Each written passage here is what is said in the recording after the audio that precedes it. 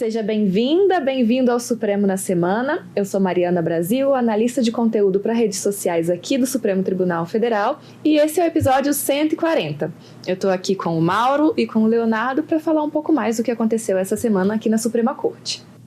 Eu sou Mauro Burlamac, jornalista da Secretaria de Comunicação Social do Supremo. Então, junto com a Mari e com o Léo, vou tentar explicar como é que foi a semana aqui na Suprema Corte.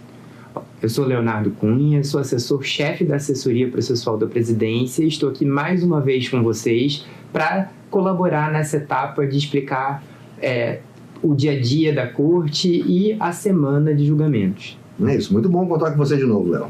Sim, vamos lá. Eu estou honrado de estar aqui novamente. Honra é nossa. Então, na terça-feira teve o lançamento do programa Pena Justa, que foi aqui no Supremo. Essa é uma ação que envolve os poderes judiciário e executivo para enfrentar a crise do sistema penal brasileiro e garantir que as penas sejam aplicadas para as pessoas de forma mais justa e coerente.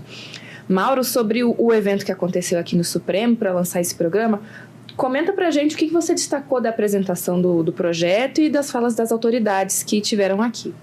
Mari, a gente primeiro, quem estava nesse evento, o ministro Luiz Roberto Barroso, presidente do Conselho Nacional de Justiça e do Supremo Tribunal Federal, ministro Edson Fachin, vice-presidente aqui da Corte, ministro Cristiano Zanin estava presente, o ministro Ricardo Lewandowski da Justiça, ministro aposentado aqui do Supremo, muitos anos aqui na Corte, o presidente do TST estava presente, o PGR estava presente, pessoas, autoridades muito importantes. Aí é um lançamento muito importante, A gente tem um problema grave no Brasil com essa questão de segurança pública dentro dos presídios, Isso foi definido aqui no Supremo, então houve a necessidade de determinar a execução desse projeto, E aí o ministro, então, uma das frases importantes, o ministro Lewandowski fala, é um passo gigantesco para que o Estado consiga recuperar o território que hoje é controlado pelas facções, um problema grave que a gente tem dentro dos presídios, E o ministro Barroso fala que se o Estado não for capaz de acolher os detentos brasileiros, eles serão acolhidos pelas facções, repetindo a mesma ideia, o ministro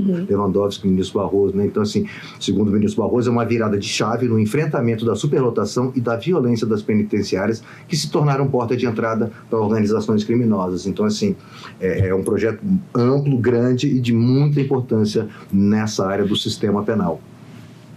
E, Léo, a gente falou no episódio anterior sobre esse projeto quando a gente estava discutindo ali os processos estruturais, porque esse projeto faz parte de um plano de ações que, como o Mauro bem colocou, foi uma determinação do Supremo, em resposta ao estado de coisas inconstitucional. E agora eu vou pedir para você explicar com mais detalhe ainda o impacto de um projeto como esse para o sistema penitenciário do Brasil. Bom, é interessante dizer, pegando o gancho do que você disse sobre o processo estrutural, que este plano Pena Justa, ele foi homologado nos autos da arguição de descumprimento de preceito fundamental número 347, que foi o primeiro processo estrutural do Brasil. Foi a primeira vez em que o Supremo Tribunal Federal reconheceu a existência de um estado de coisas inconstitucional. Antes, esse instituto, como a gente chama no direito, ele foi desenvolvido no âmbito da Corte Constitucional da Colômbia e foi a primeira vez em que ele viajou aqui para o Brasil, foi com essa ADPF 347. Então, julgado o mérito da ADPF 347, o Supremo reconheceu a existência de um estado de coisas inconstitucional no sistema carcerário e determinou à União, aos estados e ao Distrito Federal, que são os entes públicos envolvidos com as políticas públicas relacionadas ao sistema carcerário, que elaborassem um plano de enfrentamento, que elaborassem políticas públicas para que essa situação se alterasse. E a União, então, em âmbito nacional, elaborou esse plano que chama Plano Pena Justa, que já foi homologado por decisão judicial do Supremo, e ontem foi o lançamento desse...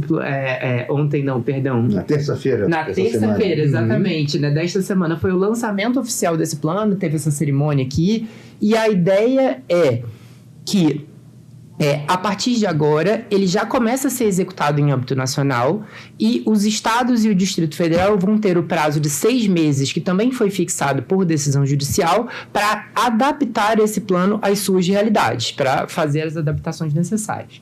E esse plano, uma coisa que eu acho muito interessante de destacar aqui, ele inclui 4 eixos. Ele pega desde o controle da entrada no sistema prisional, passando pela permanência, passando pela saída do sistema prisional e inclui também ações que previnam a repetição desse estado de coisas inconstitucional, ou seja, políticas sociais mais amplas para reduzir os incentivos à delinquência na sociedade como um todo.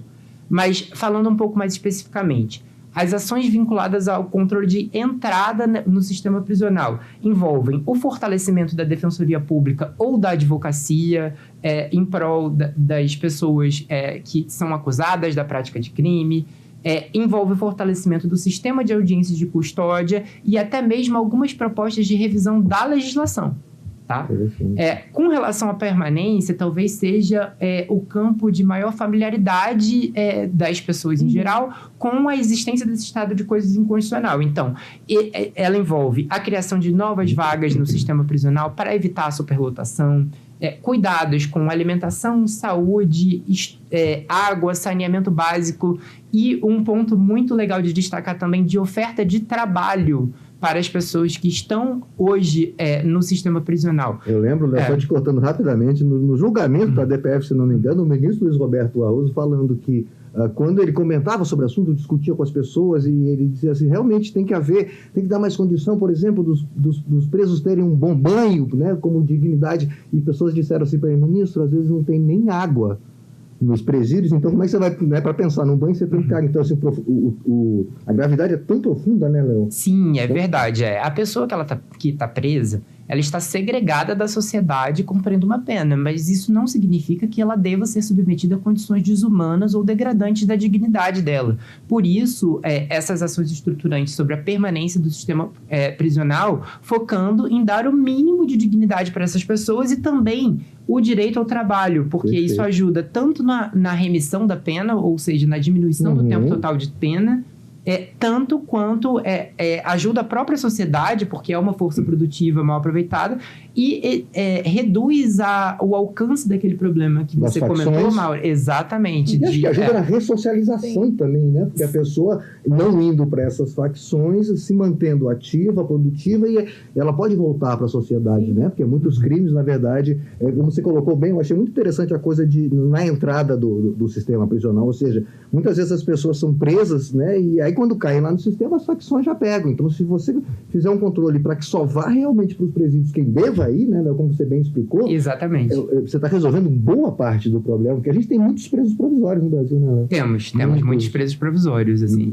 E muitas vezes presos provisoriamente sem o devido cuidado de saber se aquela pessoa pode responder o processo em liberdade, se ela realmente precisa ser segregada da sociedade naquele momento em que não há uma decisão judicial transitada e julgada ainda. Então, esse é um cuidado muito importante. E aí, por fim, o último eixo que eu gostaria de comentar, que é o eixo da saída do sistema prisional, foca justamente na ideia de reinserção da pessoa que cumpriu sua pena no mercado de trabalho, exatamente para reduzir a reincidência, ou seja, para evitar que ela cometa o crime novamente, entendeu? Para dar a ela a oportunidade de se estabelecer na vida. E, além disso, esse eixo de saída foca também em identificar quando a pessoa que está presa, ela tenha direito à progressão de regime, ou seja, a ficar presa em condições mais brandas do que ela estava anteriormente, por ter cumprido uma fração da pena, e também quando terminou a pena, porque no Brasil, na forma como a gente tem o sistema de execução penal brasileiro hoje em dia, ainda há casos em que a pessoa termina de cumprir a pena e continua presa porque o Poder Judiciário demora um determinado tempo até fazer esse cálculo, entender que a pena está cumprida e expedir o alvará de soltura, ou seja, determinar que a pessoa possa deixar o cárcere. Isso é um plano bem grande, né? Bem abrangente, né, Léo? Sem dúvida, sem dúvida. Muito bom, é isso. Bom, vamos começar a falar das sessões plenárias dessa semana. Na quarta-feira, a sessão teve decisão sobre uma pauta trabalhista, que foi um recurso que discutia a responsabilidade do poder público em casos de descumprimento das obrigações trabalhistas por empresas terceirizadas. O relator foi o ministro Nunes Marques e prevaleceu o voto dele. A maioria dos ministros acompanhou, mas teve alguns ajustes. E aí, Mauro, eu queria que você falasse um pouco mais do que está sendo discutido nesse processo e que você contasse um pouco como foi feita a decisão, o que foi decidido. Vamos lá, Maio. O Supremo já tinha decidido anteriormente, no julgamento de uma ação declaratória de constitucionalidade num RE também, que essa questão de não pagamento de encargos trabalhistas dos empregados não transfere automaticamente para o poder público, para a administração pública, a responsabilidade, né, por esses pagamentos. A coisa não é automática. Tinha que ter prova de que a administração pública, de que o poder público não fiscalizou o contrato, ou, né, na hora de escolher a empresa, escolheu mal, né, eles usam duas expressões em latim, né, o culpa em eligendo e culpa em vigilando, né, mas trazendo para a linguagem simples, é isso, na escolha da empresa e na fiscalização do contrato, né? Então isso já estava definido, não era automático, tinha que ter prova.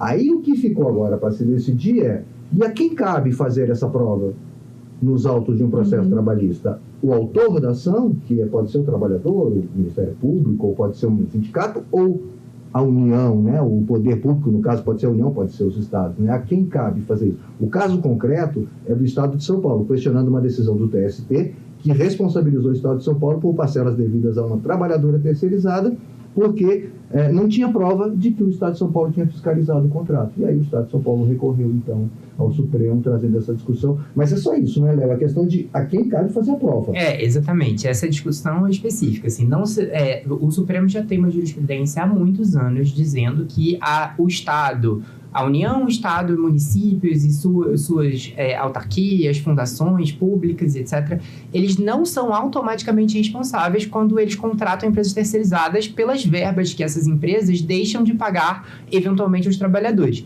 Mas eles podem ser responsabilizados subsidiariamente. O que isso significa? Se o trabalhador ele é despedido ou ele tem um contrato de trabalho extinto de alguma forma, e aí ele não recebe as verbas rescisórias ou ele entende que não recebeu tudo que ele tinha direito, ele ajuiza uma ação, ele vai ao Poder Judiciário, na Justiça do Trabalho, e ele processa a empresa que o contratou, ou seja, a empresa terceirizada pelo Poder Público. E aí, neste processo, normalmente, o que ele faz? Ele coloca o ente público também no polo passivo. Ele processa a empresa terceirizada e o ente público, todo mundo junto. E aí, ao final do processo, se ele for vencedor, ou seja, se houver um crédito em favor dele, ele vai primeiro tentar ir atrás do patrimônio da empresa terceirizada. Mas acontece muitas vezes dessas empresas ou falirem, fecharem as portas, se reorganizarem de uma forma tal que quando ele vai tentar ir atrás do patrimônio dessa empresa, não tem mais nada. E aí, o que significa a responsabilidade subsidiária? Não conseguindo executar a empresa terceirizada, o poder público vai ser responsabilizado por essa condenação. Ele vai ter que pagar esse valor por terceirizado. E o que a gente está discutindo aqui? Já que essa responsabilidade é subsidiária, o que faz com que o poder público tenha que pagar? Ele tem que pagar quando ele não fiscaliza direito o contrato. Ele pode, por exemplo, pedir documentos que comprovem o cumprimento das obrigações trabalhistas todos os meses. Ele pode estabelecer uma escala e falar assim, olha, eu não vou fiscalizar todos os empregados dessa terceirizada todos os meses, porque senão eu teria que replicar na minha estrutura administrativa o setor de recursos humanos da empresa terceirizada. Isso ficaria muito custoso. Sim. Mas ele pode selecionar alguns aleatoriamente todos os meses para verificar se essas obrigações trabalhistas estão sendo cumpridas. Então, a tese que foi fixada pelo Supremo desse caso é a seguinte: como regra geral, cabe ao trabalhador, ao sindicato ou ao Ministério Público que ajuiza a ação demonstrar que essa fiscalização não foi feita corretamente. Por quê? Porque no direito há uma regra geral de que quem alega um determinado fato deve prová-lo. E apenas em circunstâncias muito excepcionais essa regra é invertida, que é o que a gente chama de inversão do ônus da prova. Então, o que os ministros decidiram nesse caso é que prevalece a regra geral. Quem alega que o poder público não fiscalizou adequadamente deve provar. Certo. Mas o Supremo já, inclusive, adiantou como que essa prova pode ser feita. Ele já deu umas pistas de como que isso pode ser provado. O que ele diz? Se o poder público foi notificado de que havia um descumprimento da obrigação trabalhista e nada fez para resolver essa situação, aí ele vai ser responsabilizado subsidiariamente. Essa notificação seria o quê? Uma denúncia no Ministério Público do Trabalho? Não, pode ser algo muito mais simples, assim. Tá. Pode ser uma notificação direta, pode ser uma notificação do Ministério Público, da Defensoria Pública, pode ser o próprio trabalhador, pode ser o próprio sindicato. A única coisa que se exige é que ele seja o poder público seja notificado formalmente, que haja prova de que essa notificação foi realizada. Havendo essa prova, se o poder público permanecer sem adotar providências necessárias para verificar o que está acontecendo e, eventualmente, até resolver o problema, ele vai pagar a conta no final. Assim, subsidiariamente, mas ele paga a conta no final. E na semana passada, o Léo também estava aqui com a gente e comentou que tinham muitos processos trabalhistas iguais a esse, já aguardando esse entendimento que foi tomado aqui no Supremo para serem resolvidos, já que esse processo tem repercussão geral, né? Você pode falar um pouco como vai ser aplicada e que impacto vai ter para os gargalos que já tem da Justiça do Trabalho sobre esse tema? Sim, esse é um assunto muito importante, porque esse tema cujo julgamento o Supremo concluiu agora, e o próximo tema em que o Supremo começou a julgar, que provavelmente a gente vai falar depois, são dois temas em que há muitos processos parados na Justiça do Trabalho, aguardando a fixação da tese do Supremo para que os casos concretos que estão lá, as ações individuais, tenham solução. Então, esses dois processos, esses dois temas de repercussão geral, eles são campeões em ações sobrestadas, como nós dizemos no direito. Assim, ações que estão aguardando a fixação de uma tese pelo Supremo para serem decididas definitivamente. Então, o julgamento desses dois temas ele foi priorizado exatamente por isso, porque é muito importante para o funcionamento do sistema jurídico nacional que esses casos tenham solução definitiva, até porque justiça tardia às vezes não é justiça, né? Não é justiça, exatamente. É muito conhecido, é verdade. Mas é isso. Teve mais alguma coisa na tese que você possa, Léo? Eu anotei a questão eu achei importante, né? Questões ligadas à segurança e higiene do trabalhador. Aí a responsabilidade direta do poder público, quando for dentro das instalações do poder público. Achei interessante esse ponto também. Mais um diferencial, né? Exatamente. O que aconteceu nesse julgamento foi muito importante você ter tocado nesse ponto, Mauro, porque realmente eu queria falar disso, eu não queria passar ao próximo tema sem deixar de explicitar isso. Os ministros, eles disseram que a responsabilidade em regra é do trabalhador, mas eles disseram como que essa prova pode ser feita e também ressaltaram algumas obrigações que o poder público tem que cumprir necessariamente nos contratos de terceirização. Então, dentre essas obrigações, tal que você falou, de se o terceirizado ele presta serviço num prédio público ou em algum local específico, o poder público ele deve zelar para que as condições de trabalho e de higiene daquele local sejam adequadas para o serviço que está sendo prestado. Perfeito. Além disso, quando a administração pública ela vai contratar uma empresa terceirizada, ela tem que fazer uma licitação. E aí, nessa licitação e nesse contrato que vai ser firmado depois da licitação, o poder público também tem que cumprir algumas exigências. Ele tem que exigir que a contratada, que a empresa terceirizada, ela tenha um capital social mínimo, compatível com o número de profissionais que está sendo contratado naquele contrato, exatamente para reduzir o risco em eventual execução, ela não ter dinheiro para pagar. Então, por exemplo, se o capital social dela é muito baixo e ela tem muitos trabalhadores, se eventualmente ela tiver processos judiciais em que ela for condenada, muito provavelmente ela não vai ter como pagar aquela condenação. Então, a própria lei de licitações e contratos exige isso e o Supremo destacou de que essa exigência precisa ser seguida à risca nos contratos de terceirização. Que é a coisa da seleção, né? Que a gente comentou no começo. Quer dizer, a administração pública pode ter culpa na seleção, porque se ela não cumprir esses requisitos, ela selecionou mal. Na seleção, mesmo vindo de um processo licitatório, ela deixou entrar uma empresa que não tinha condições, ou a culpa na fiscalização, ou seja, quando ela deixa de estar fiscalizando se a empresa está cumprindo suas obrigações e tudo. São esses dois momentos. Exatamente. Né? E ela tem a administração também tem instrumentos que a lei faculta que ela possa lançar mão desses instrumentos, que são, por exemplo, se ela percebeu que uma empresa terceirizada não está pagando corretamente, ela pode, por exemplo, reter o pagamento do mês seguinte até que se regularize o pagamento do mês anterior. Em último caso, ela pode até mesmo pagar os terceirizados diretamente. Então, ela tem instrumentos para resolver esse tipo de problema. O que o Supremo ressaltou é a necessidade de, diante de algum tipo de irregularidade, verificado esse tipo de irregularidade, que o poder público, de fato, lance mão desses instrumentos que estão previstos em lei. É isso. Então, o Supremo decidiu e o TST agora pode, né, a Justiça do Trabalho, no geral, pode dar cabo dos processos que estavam lá esperando isso. Exatamente. Com a fixação formal da tese, a publicação do acórdão, esse entendimento, o trânsito em julgado, né, do tema de repercussão aqui no Supremo, esse entendimento já pode ser replicado em todos os processos sobre o tema. Né? Falando em pauta trabalhista, em quem paga, né? Na quinta-feira, o plenário começou a julgar outra pauta trabalhista que trata da possibilidade de que uma empresa do mesmo grupo econômico seja incluída em uma condenação trabalhista, mesmo que ela não tenha participado do processo desde o início. Esse tema é da relatoria do ministro Dias Toffoli e vai afetar várias empresas, né, e trabalhadores. Mauro, explica mais um pouco também dessa discussão. E você pode até explicar o caso concreto dessa mesmo e quais são os principais argumentos das partes e dos interessados, né? Porque já teve as sustentações orais e a leitura do relatório. Isso. Esse julgamento começou na segunda parte da sessão da quinta-feira, então já não haveria tempo, né, para o julgamento completo. Então o ministro Dias Toffoli leu o seu relatório e as partes se manifestaram.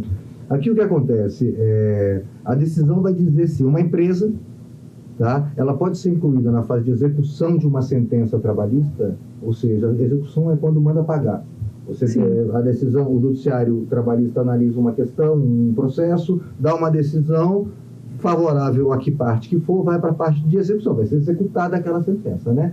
Aqui é saber se na fase da execução, não tendo dinheiro a empresa, não se localizando dinheiro da empresa responsável ali direta, se você pode incluir, já concluído o processo, uma empresa que faz parte de um grupo econômico daquela empresa condenada.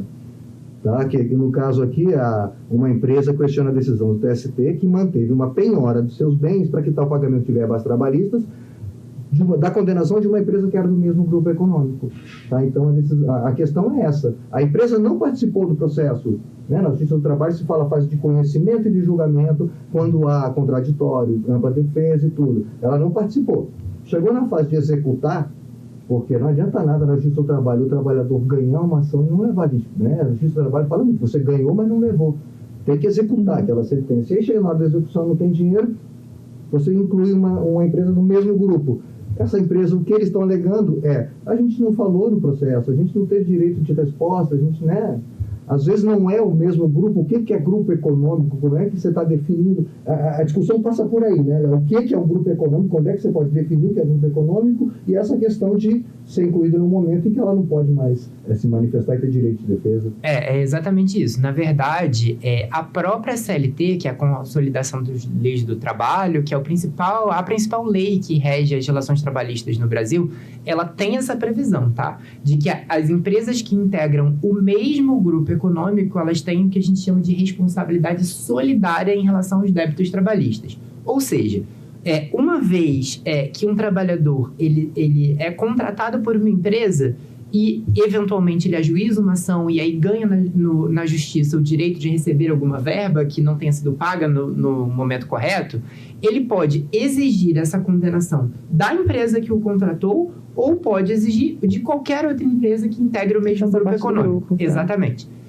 A discussão que chegou agora no Supremo, como o Mauro muito bem colocou, é exatamente essa, é saber se essa empresa do grupo econômico da qual ele vai exigir o pagamento, que não foi a empresa que o contratou, ela precisa participar de um processo desde o início, ou seja, ela precisa poder refutar todos os argumentos na contestação, participar das audiências e para receber os efeitos da sentença, ou se ela pode ser incluída depois que você já tem uma decisão proferida naquele processo, já tem uma decisão que é definitiva naquele processo, dizendo que a empresa que contratou o funcionário deve a ele aquela quantia.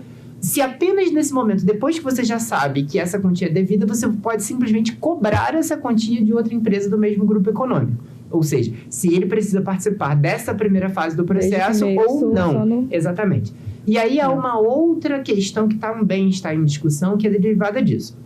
Se a gente, para que eu chame uma empresa que não estava originalmente do processo, que é do mesmo grupo econômico, para participar do processo, eu posso simplesmente incluí-la no processo, eu posso simplesmente praticar atos de execução contra essa empresa. Exatamente, falar, pague. Ou eu preciso, processualmente, ter um incidente específico para aferir, para verificar se essa empresa realmente pertence ao mesmo grupo econômico do que a empresa que participou do processo desde o começo. Então, nós temos aí duas discussões que estão postas. Primeiro, se a empresa do grupo econômico precisa estar no processo desde o começo.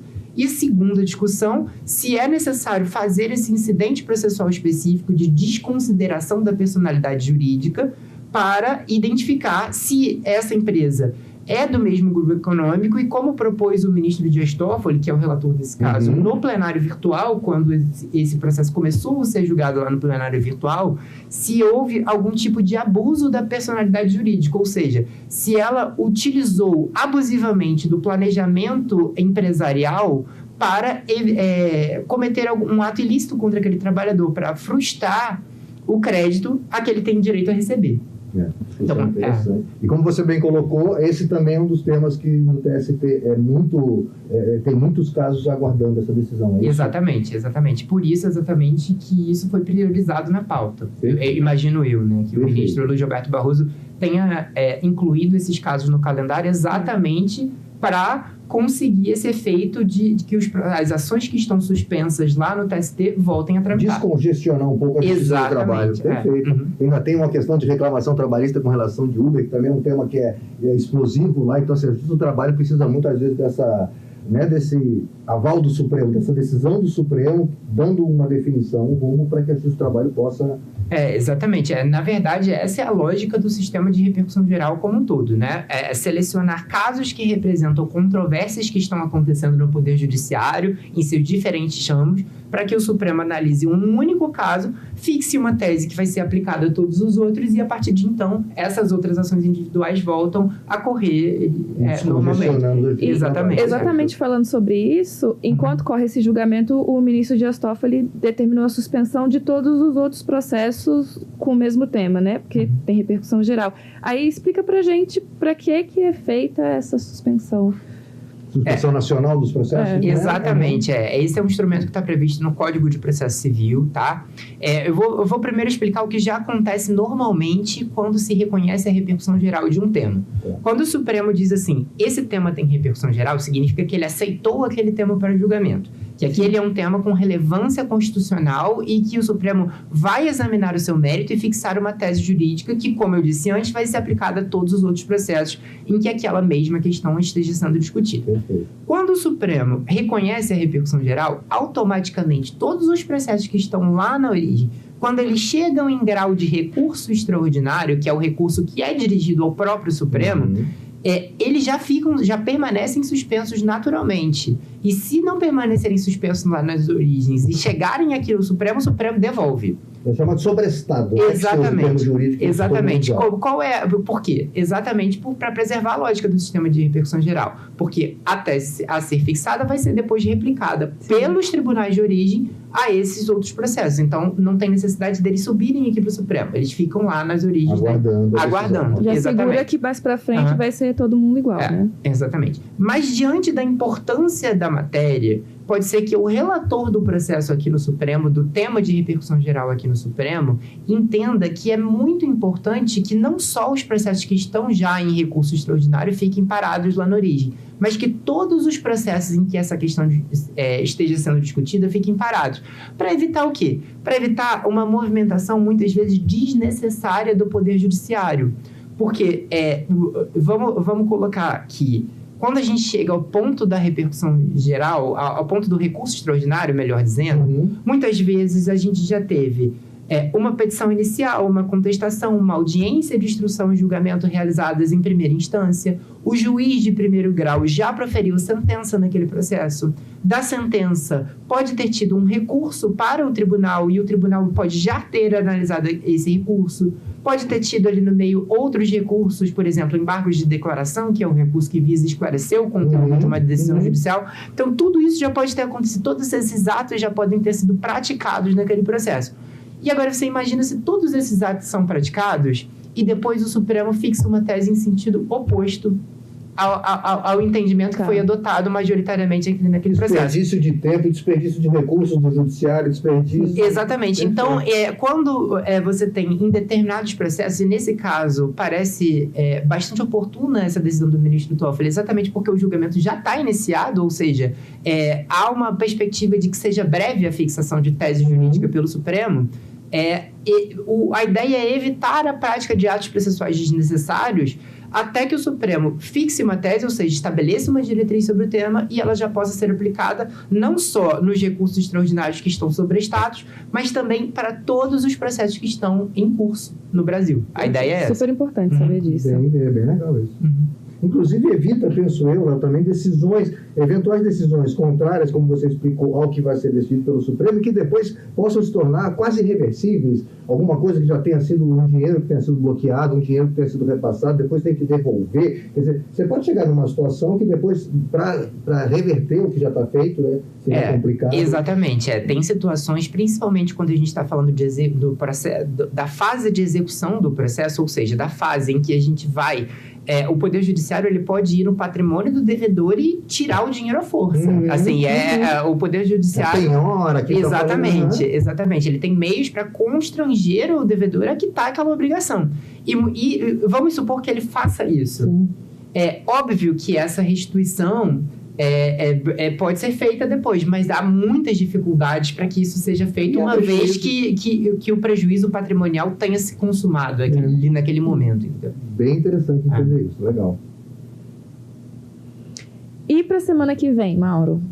Pois na quarta-feira, Mari, está prevista a continuidade, então, desse julgamento sobre a questão de condenação, de incluir uma empresa do grupo econômico, né, numa condenação trabalhista. A perspectiva, né, o ministro Roberto Barroso disse que esse caso voltaria ao plenário na quarta-feira. Na pauta, eu anotei também a questão da responsabilidade de veículos de comunicação por divulgação de notícias falsas. Aqui são embargos, é um recurso, né, o que é chamado embargo de declaração, né, Léo? Que vai ser analisado nessa questão, que é bem importante. Exatamente. Os embargos de declaração, como eu disse agora mesmo, eles são um recurso que visa esclarecer o conteúdo da decisão judicial. E aqui, no caso, os embargos, eles pedem uma leve modificação na tese jurídica que foi fixada pelo Supremo quando julgou o tema de repercussão geral. Né? Esse julgamento foi realizado no ano passado. E aqui é uma discussão muito interessante. Assim, o caso concreto era de um jornal que publicou uma entrevista com uma pessoa que acusava, essa pessoa que deu a entrevista acusava outra pessoa da prática de um crime. E aí a questão é saber se o jornal deve indenização à pessoa que foi acusada da prática do crime. Ele pode ser responsabilizado, claro. E aí, vou ler aqui um pedaço da tese jurídica que foi fixada quando o Supremo julgou o tema de repercussão geral.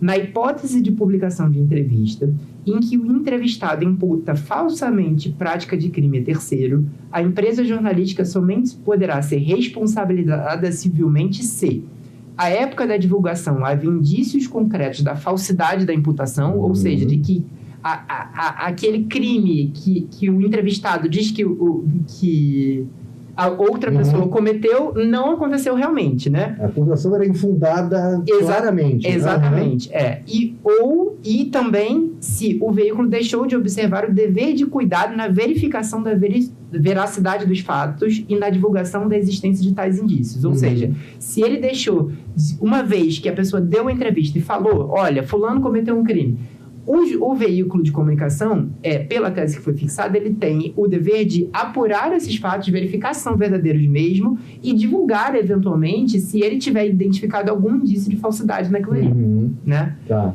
E aí, nos embargos de declaração que foram opostos pelo jornal, né, em que essa entrevista foi publicada, ele diz que essa tese jurídica, ela não foi 100% precisa e ela pode dar margem a interpretações equivocadas por outros órgãos do Poder Judiciário. Então, ele pede que a tese seja redigida em termos mais específicos. O ministro Fachin, que é o relator desse caso, inclusive, já apresentou uma nova proposta de tese em uma sessão anterior. O ministro Flávio Dino pediu vista e aí, agora, o que se espera é a continuidade do julgamento com o voto vista do ministro Flávio Dino. Perfeito. E na pauta eu notei também uma questão sobre nepotismo em casos de cargos públicos. Aqui é um caso municipal, município de Tupã, em São Paulo. Aí, se aquela questão decidida pelo Supremo do nepotismo se alcança a questão dos cargos públicos, é isso? Cargos políticos. Exatamente. O Supremo já tem uma jurisprudência bastante tradicional há muitos anos, que inclusive está em uma súmula vinculante, né, de que políticos não podem nomear parentes para cargos em comissão, ou seja, para funções em que a pessoa que ocupa essa função não precisa ter feito concurso público. Ela é nomeada com base em um vínculo de confiança com a autoridade que faz a nomeação. E aí, para essas funções específicas que não exigem concurso público, os parentes estão vetados, os parentes dos agentes públicos. Mas, tradicionalmente, isso desde que foi editada a súmula vinculante lá atrás, o Supremo tem uma única exceção em que ele permite que isso ocorra, que são cargos de primeiro escalão. Então, o que acontece muito? O prefeito de um determinado município, ele tem confiança no irmão, às vezes no pai, etc., que também ou na esposa, e etc., que também estão ali participando da vida política daquele município, e ele nomeia essa pessoa em que ele tem confiança, esse parente dele, para um cargo de primeiro escalão, para secretário. Que é o caso concreto, da Secretaria Municipal de Tupã. Exatamente. E aí o Supremo, nessa hipótese específica, em que o chefe do Poder Executivo está formando o governo dele, ou seja, ele está nomeando os auxiliares diretos mais importantes ali do governo, o Supremo permite que essa nomeação seja feita. Esse recurso extraordinário que está na pauta da próxima semana, com repercussão geral também, visa modificar esse entendimento atual do Supremo. Assim, a tese do recorrente é para modificar esse entendimento. É para dizer assim, olha, mesmo para cargos de primeiro escalão, mesmo para os seus auxiliares diretos, para os secretários municipais, o prefeito não pode nomear nenhum parente, porque isso viola lá os princípios da moralidade, da impessoalidade. Então, E isso vai ser aplicado para todos os tipos de cargo político. Exatamente. Vai ser aplicado não só para os municípios, mas também para todos os entes públicos, para os estados, Distrito Federal e União. A tese a ser fixada pelo Supremo. É isso. Concluídas, então? É isso. A semana foi isso. Ficamos por aqui. Queria agradecer Mauro, Leonardo por estar conosco de novo, pela audiência. E vou dar uns recados agora. Se você quiser fazer uma sugestão, tirar uma dúvida ou mandar uma mensagem para o Supremo na semana, escreva para podcast@stf.jus.br. Esse episódio e todos os outros estão disponíveis no YouTube e nas principais plataformas de áudio. É isso. Até logo. Até a próxima. Obrigado pela companhia. Obrigada. Até logo.